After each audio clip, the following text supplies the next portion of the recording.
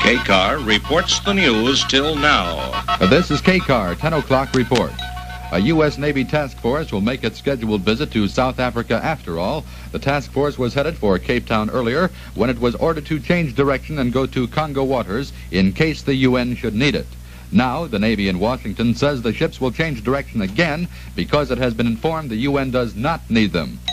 The announcement came as the UN contingent in the Congo prepared for reinforcements expected tomorrow and later.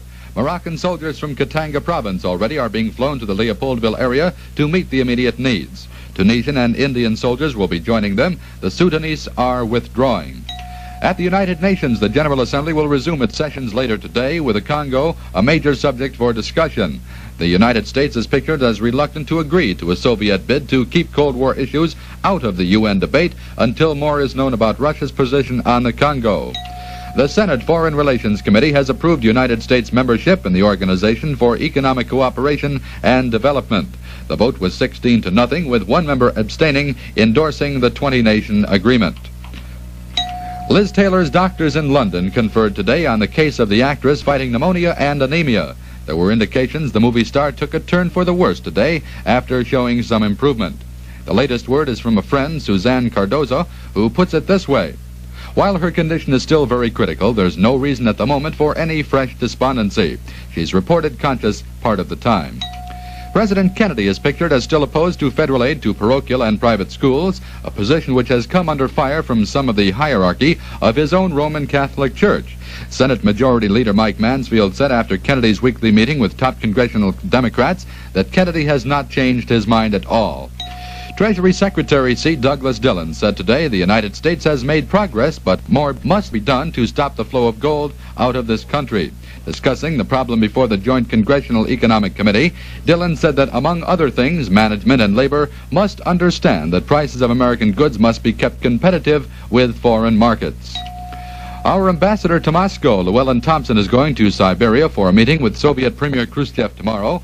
Embassy sources say that Khrushchev invited Thompson to make the trip to deliver a personal message from President Kennedy. It was not disclosed where Khrushchev will receive the ambassador, but observers believe the spot will be Novosibirsk, where Khrushchev has been attending an agricultural conference. French auto magnate Roland Peugeot says he has recognized one of the two men who are quoted by police as admitting last year's kidnapping of Peugeot's 4-year-old son, Eric. Peugeot said in Annecy that one of them, men, Raymond Roland, received the $100,000 ransom money from him on a dark Paris street. Eric was released unharmed after the ransom was paid. In London, a U.S. Navy announcement says an atomic submarine, the Patrick Henry, will arrive at the new U.S. base at Scotland's Holyloch tomorrow. At Fort Pierce, Florida, a defense attorney has told prospective jurors at the Joseph Peel Jr. murder trial that Peel will bear his life and soul to the jury. He's accused of masterminding the death of Circuit Judge C.E. Chillingworth and his wife. In Chicago, Alpha Tau Omega, a national fraternity, said it is ousting its chapter at Stanford University for accepting 4 Jewish members. The fraternity headquarters said Alpha Tau Omega's constitution requires allegiance to Christianity. In Randolph, Massachusetts, off-duty firemen held umbrellas resembling firemen's hats over voters arriving at polling places yesterday, but their solicitude did not pay. The voters rejected a $500 pay raise for the firemen in the town election. Kkar looks at weather for the Pomona Valley. Sunny and warmer today with a high reading of 70. Tonight's low, 42 degrees. Kkar reports the news each hour on the hour.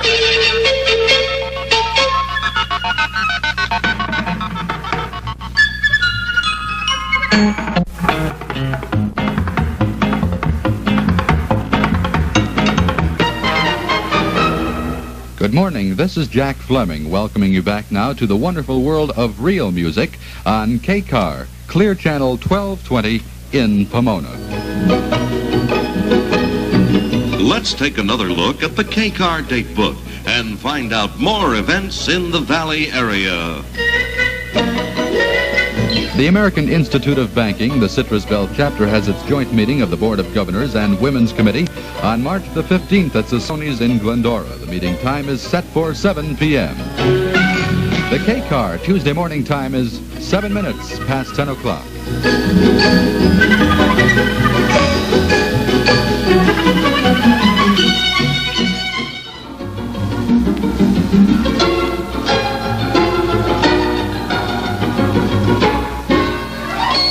Dairymen and ranchers throughout the four-county area praise the news and information they obtain from the most widely read publication, the Southland Dairyman and Rancher, with circulation swelling past the 5,000 mark.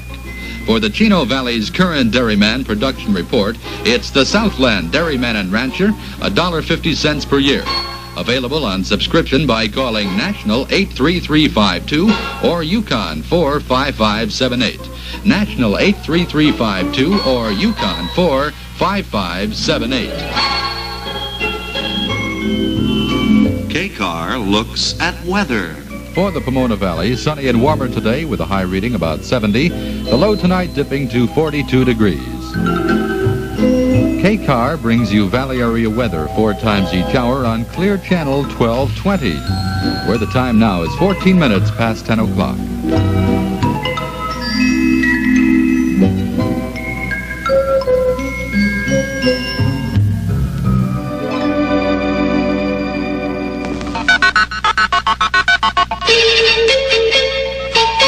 Kkar headlines the news and weather till now. The headlines to this minute brought to you by Valley Rug Cleaners, 1426 West Holton, Ontario, the oldest rug cleaners in the area. A U.S. Navy task force en route to the Congo area has changed course because its presence in the Congo waters is not required by the UN. UN reinforcements have arrived in Leopoldville, and the UN is trying to negotiate its way back into the key port of Matadi. The UN General Assembly meets in New York this afternoon, the Soviets trying to keep Cold War issues out of the session. The U.S. Ambassador to Moscow flies to Siberia tomorrow for a meeting with Soviet Premier Khrushchev at the Premier's invitation. Actress Liz Taylor continuing her fight for life in a London hospital against severe pneumonia in both lungs. President Kennedy chooses career diplomat Walberth Barber to be ambassador to Israel. You'll find the Valley Rug Cleaners, 1426 West Holton, Ontario, the oldest rug cleaners in the area for 26 years. And for good reason. Valley Rug Cleaners are experts in the operation of keeping your rugs in clean condition. They have thoroughly trained rug cleaners who know and understand the rug cleaning process. Where other rug cleaners charge extra, Valley Rug Cleaners includes a soil retardant in their processing free of extra cost. All cleaning includes sanitizing to protect you and your family's health. There's emergency service for cleaning also available. Valley Rug Cleaners carpet service includes binding, serging, reweaving, and installation.